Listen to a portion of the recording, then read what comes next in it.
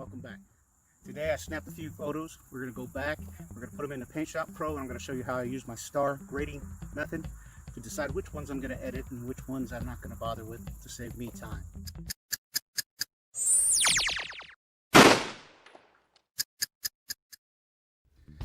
Now that we're back in the office, we can look at the photos we have taken. Now, how do I star these? I've got my ratings over here. I'm in my Manage tab.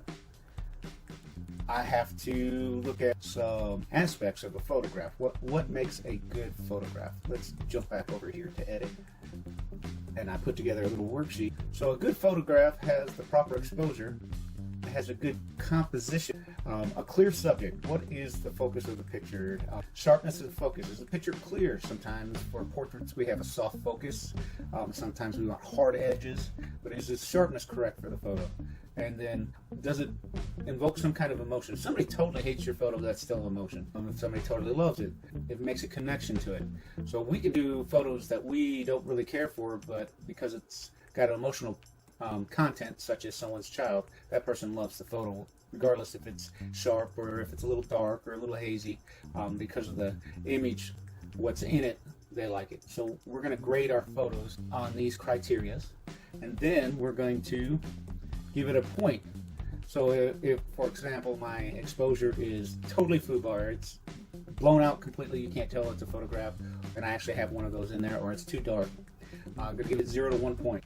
2 points for an aspect, poorly done, but it's incorporated. So there is an exposure, you can see it, but it's really bad. 3, you could probably save the work. 4 points, very little post-processing.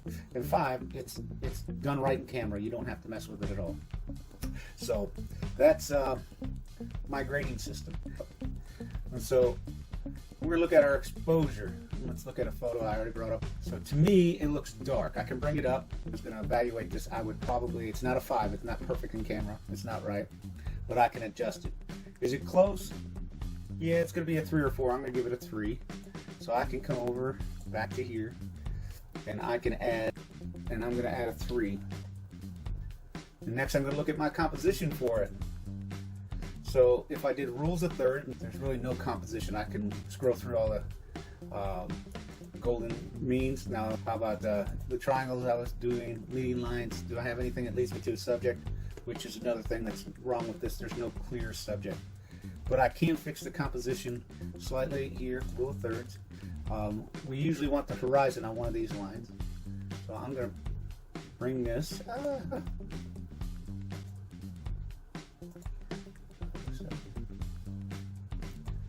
I'm going to move this around until it gets right for me.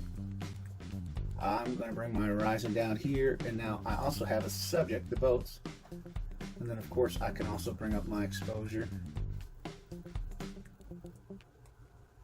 Now I'm editing and not doing what I'm supposed to do. So my composition is not right in camera. It needs more than just a little adjustment, you know, a shift or whatever. So I'm going to also give it a 3.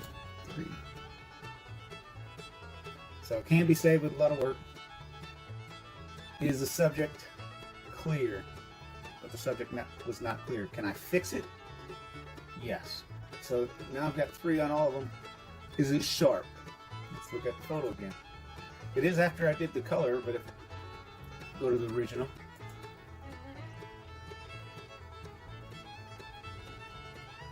So was the photo sharp to begin with?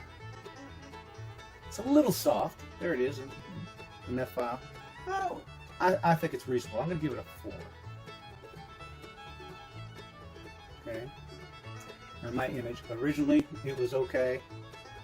We're going to give it a 4 for sharpness. I don't think it was perfect. I think it might need a little bit more adjustment and work for it. But other than that, it's doing all right. So let's look at our next category, which is connection. I really don't have a connection in this photo. If we go back to our, I can't work with it too much. I'm going to actually give the emotional content a 2 on that. And so let's go back to my vector and go back to my image here. I'm going to give it a 2. And then we do a little math, and then we're going to divide by 5. Because that's each category, and that'll tell me how many stars I'm going to get.